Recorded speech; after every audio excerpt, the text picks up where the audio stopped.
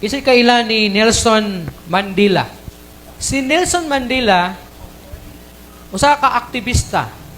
Sa ato pa, siguro mga leftist ni siya diri sa ato Pero dili ni siya Filipino. Sounds like Filipino ang iyang pangalan, pero dili ni siya Filipino. Si Nelson Mandela, sa ako nagikaingon, usa ka aktivista. Pero kabalo mo, he is the first activist who became first African president, si Nelson Mandela. Okay, balo na kapag activist ka sa gobyerno, nagipadahon, nalutuson ka sa gobyerno. So kini si Nelson Mandela, nakasinati ni siya og mga paglutos. Sa panahon nga aktibo siya sa pagka-aktivista. So usa ka adlaw ni ana sa diha nga milansad siya sa pagka-president. Siguro 1994 sa nasod sa Africa, South Africa. Wa damha milusot og bidaog siya og nahimo siyang pinakauna nga aktivista nga nahimong presidente sa maong nga nasod. And right away sa iyahang pagka-president, iyahang giimbita ang iyahang mga escorts na mangaon sila sa usa ka restaurant. Ug samtang nangaon sila sa restaurant, may usa ka tawo nga naglingkod dito sa laing table, pero medyo distansya sa ilaha. Gingnan niya ang iyahang sundalo, gingnan niya nga soldier, pwede ba nimong tawgo ng tawhana, ipaduol sa diri o patipuna o pagkaon diri sa atuang lamisa. Kay buot ako nga makipag-amigo o makipaghigala o apil sa iyahang maapil siya sa atuang konbo. So gitawag siya, gipaadto sa table, miduol pod ang mao nga tawo, gidala ni iyahang plato nga adunay pagkaon, and then mi lingkod sa tubangan sa bag-o nga presidente sa nasod Africa.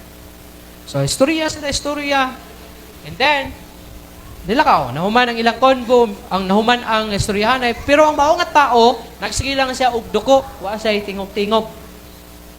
So nahuman ang ilang pangaon, milakaw, og gikumusta ang mao nga tao, og bisan gikumusta sa president, wala gid siya mutan-aw sa naong sa president. O niya, walga kaon ang mao nga tao, nagakurog ang iyahang nga kamot. O tong paglakaw sa tao, pagkahuman og pangaon na milakaw ang tao, miingon ang sundalo sa presidente. Ingon niya, Mr. President, labantayan ako na ang maong tao, murag naa say sakit. Kay gakurog man na iyang kamot. Maglisod siya og hungit, og kaon kay gakurog iyang kamot, pati ang iyahang lawas murag gakurog siya. Tapos bulo mo unsay tubag ni ilik ka President Nelson Mandela, ingon niya, wala to siya sakit. Gakurog to siya kay nagtuo siya nga manimalusko sa iyaha.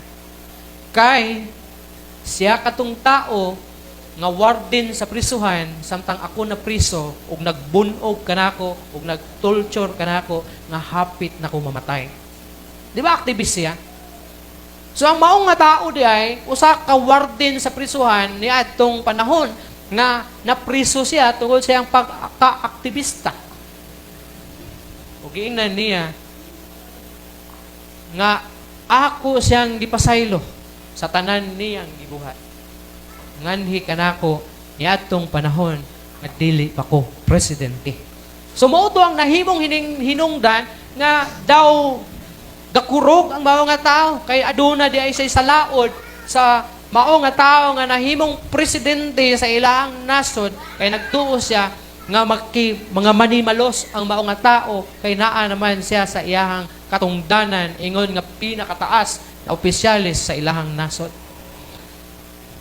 Now, kini nga story is a story of strength and compassion.